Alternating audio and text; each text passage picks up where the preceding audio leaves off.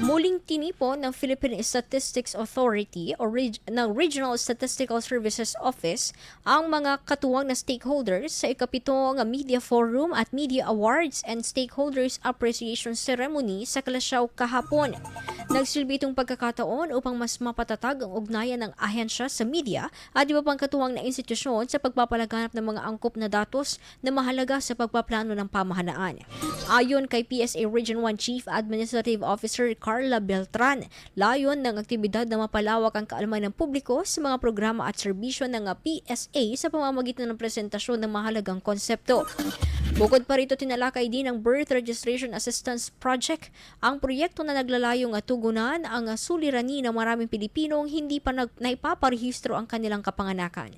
Ayon sa tala ng PSA, 9,321 katao na ang matagumpay na nairehistro mula sa 48,300 aplikasyon na isinumite para sa verifikasyon.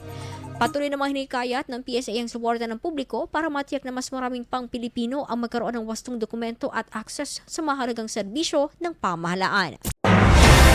IFM News. IFM News. IFM News.